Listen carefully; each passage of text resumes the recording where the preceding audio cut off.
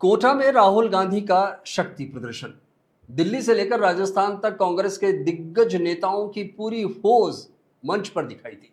राहुल गांधी के साथ कांग्रेस नेता कन्हैया कुमार, पवन खेड़ा, राजस्थान के पूर्व मुख्यमंत्री अशोक गहलोत, कांग्रेस प्रदेश अध्यक्ष गोविंद सिंह डोटासरा, नेता प्रतिपक्ष टीकाराम जूली, सचिन पायलट और पार्टी के कई वरिष्ठ नेता फ्रंट रो में मौजूद नजर आए। इस बार राहुल गांधी का मंच भी पारंपरिक राजनीतिक सभाओं से बिल्कुल अलग दिखाई दिया। शाम ढलते ही पूरा माहौल किसी बड़े म्यूजिक कॉन्सर्ट जैसा नजर आने लगा। हाईटेक लाइटिंग, विशाल एलईडी स्क्रीन, साउंड इफेक्ट्स और साउंड इफेक्ट्स, आतिशबाजी के बीच राहुल गांधी की एंट्री। छात्रों और युवाओं के जोश के साथ राहुल गांधी का उत्साह भी मंच पर भरपूर दिखाई दिया। कई बार ऐसा लगा कि मानो कोटा में कोई युवा महोत्सव आयोजित हो रहा हो और उसके मुख्य आकर्षण राहुल गांधी हो। नीट पेपर लीक विवाद के बाद विपक्ष के पास छात्रों और युवाओं के मुद्दे सबसे बड़े राजनीतिक हथियार के रूप में दिखाई दे रहे हैं। देश की सबसे बड़ी युवा आबादी यानी जेन जी को साधने की कोशिश में कांग्रेस ने कोटा को अपना बड़ा मंच बनाया है।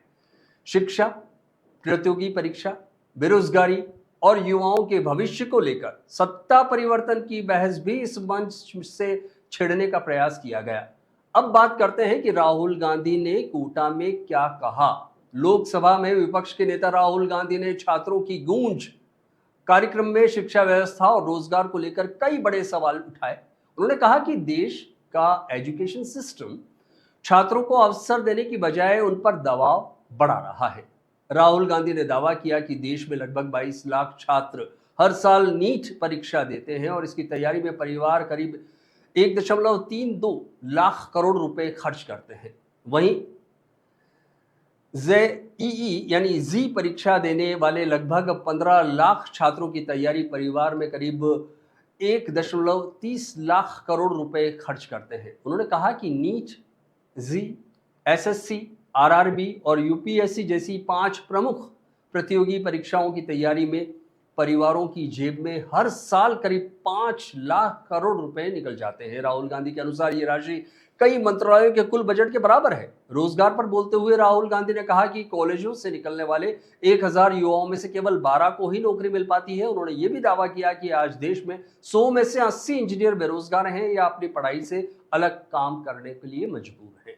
राहुल गांधी ने छात्रों से सवाल किया कि आखिर युवाओं के सामने doctors, engineer, IIT, medical, SSC और यूपीएससी जैसे सीमित विकल्प ही क्यों छोड़ दिए गए हैं। उन्होंने कहा कि शिक्षा व्यवस्था ऐसी होनी चाहिए जहां युवा अपनी पसंद का करियर चुन सके और अपनी प्रतिभा के अनुसार आगे बढ़ पाए।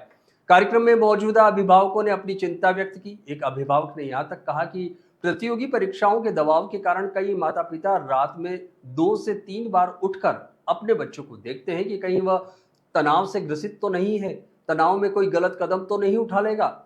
राहुल गांधी ने कहा कि भारत का एजुकेशन सिस्टम बच्चों को प्रेशराइज करता है और तनाव देता है। उन्होंने कहा कि ऐसी व्यवस्था बनानी होगी जहां किसी भी छात्र को निराशा या मानसिक दबाव के कारण आत्मघाती कदम उठाने की नौबत ना आए।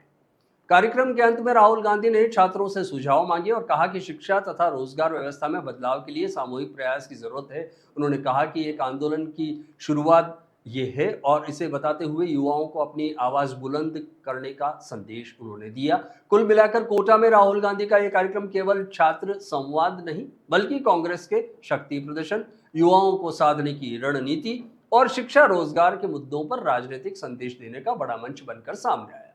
अब देखना यह है कि छात्रों और युवाओं के इन मुद्दों को लेकर शुरू हुई ये बहस आने वाले समय में देश की राजनीति को किस दिशा में ले जाती है।